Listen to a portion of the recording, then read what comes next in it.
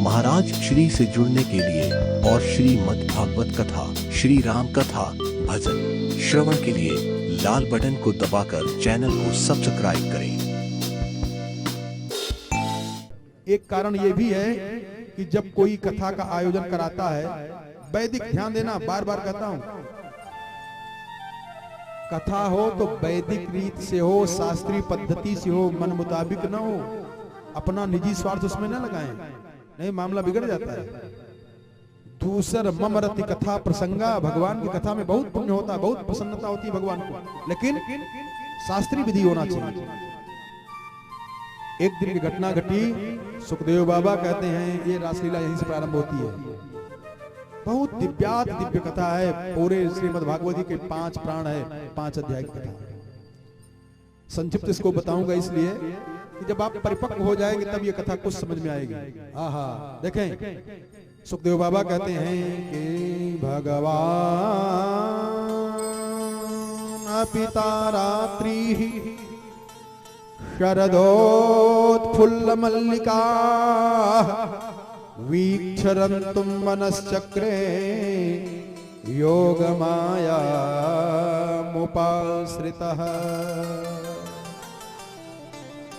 ऐसा कई संत कहते हैं कि इस महामंत्र को राधा रानी बोल रही है। भगवान, और सावधान हो जाएं, रासलीला की कथा का शुरुआत ही भगवान शब्द से हो रहा है। यहाँ विकार होगा, पागल लोग कहते हैं कैसा किए वैसा किए, जरा समझो। शुरुआत ही जहां इतनी बढ़िया से हो रहा है, अरे भगवान अपिता रात्रि शरदोत्फुल्ल मल्लिका वीक्षरन्तुं मनश्चक्रे योगमाया मुपाश्रितः। दूसरा अर्थ और जरा गहराई में उतरें। रासलीला की शुरुआत किस अक्षर से हो रही है? भ अक्षर से, है ना? भगवान अपिता रात्रि शरदोत्फुल्ल मल्लिका। जरा एकाग्र हो जाएं। रामचरितमानस में पुष्प वाटिका की कथा भ अक्षर से गोस्वामी जी ने प्रारंभ किया। इतना नकल किए हैं, हरि राम राम, अरे कोई नकल करने वाला इतना?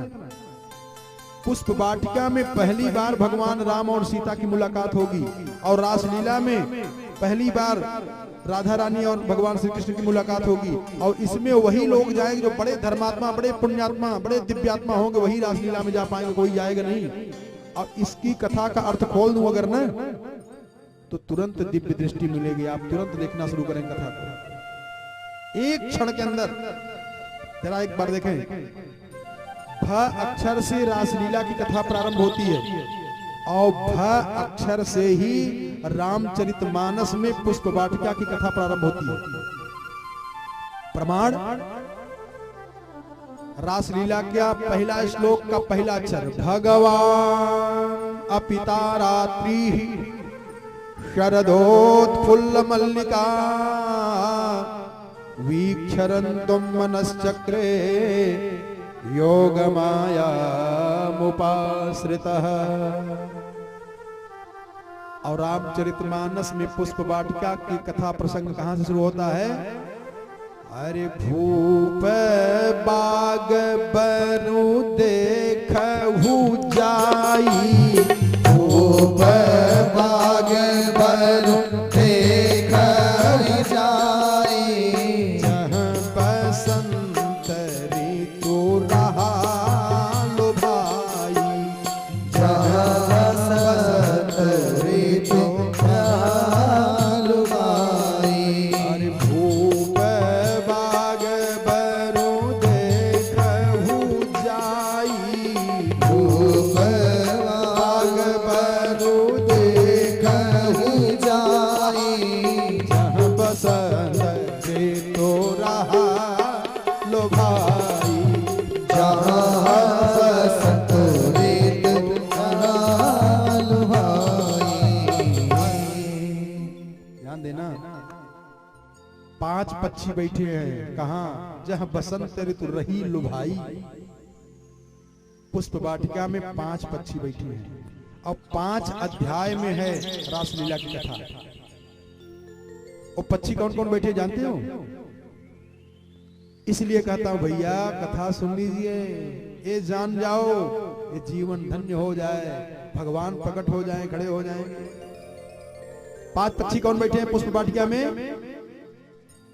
चातक कोकिल कीरचको, चातक कोकिल कीरचको, बूझत बिहग नटत कल मोरा, बूझत बिहग नटत कल मोरा।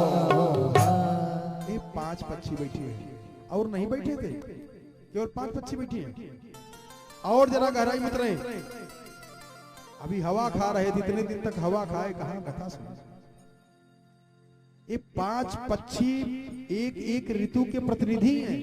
चातक कोकिल, कोयल हर ऋतु में नहीं बोलती है, बोलती है? मोर हर ऋतु में नाचता है क्या? ना, मोर कब नाचता है? वर्षा ऋतु में। कोयल कब बोलती है? बसंत ऋतु में। माने ये 5 ऋतुओं के प्रतिनिधि बैठे हुए हैं। क्यों? क्योंकि 6वें ऋतु में तो भगवान का विवाह हो ही रहा था और समस्त ऋतुओं के जितने भी पक्षी हैं वो एकत्रित हो गए। माने एक भाव इसका ये है कि समस्त ऋतु आज एकत्रित हो गए। क्यों? क्योंकि आज भगवान का और सीता का सम्मिलन होगा। और एक बात बताऊं क्या, ये जितने दुनिया के सबसे बड़े कथाकार हैं सब अपनी आंख से देख करके तब कथा कहते हैं, तब पुण्य होता है। ये जितनी कथा कह रहा हूं, अगर हमको खुद नहीं आत्मसात होगा तब क्या समझाएंगे आपको, बताइए। ये 5 पक्षी कौन है? ये 5 पक्षी दुनिया के सबसे बड़े कथाकार वही कथा लिखे हैं, वो देख करके तब लिखे हैं। एक आध का नाम बता दूं, गिना दूं? पूरा तो नहीं बताऊंगा, प्रसंग बहुत जलाता चला जाएगा, लेकिन प्रमाण के लिए बता दे रहा हूं। ये पक्षी कौन है? पहला चातक, ध्यान देना। भगवान राम जब पुष्प वाटिका में जाने का प्रयास किए थे तो माली नहीं जाने दिया था। क्यों? कहा महाराज ये स्त्रियों का बगीचा, इसमें सब नहीं जा सकते हैं। तो लक्ष्मण जी ने कहा कि अच्छा, जब देखे तो बसंत ऋतु वहां गया था। लक्ष्मण जी ने कहा गए माली, तू कह रहा है कोई पुरुष नहीं जा सकता है, देखो उसमें बसंत ऋतु गया है। माली ने कहा कि गया तो है, लेकिन बसंत ऋतु औरत बन के गया है, साड़ी पहन के गया है। कैसे? प्रमाण देख लो। हरे भूप बाग बरु देखहु जाई, और जहां बसंत ऋतु रही लोभाई। पुल्लिंग होता तो लिखते रहा लोभाई, लेकिन क्या लिखे हैं? रही, स्त्रीलिंग। बसंत ऋतु भी स्त्री बन के गया है। क्यों? क्योंकि आज भगवान और भगवती के सम्मिलन का मैं दर्शन करूंगा।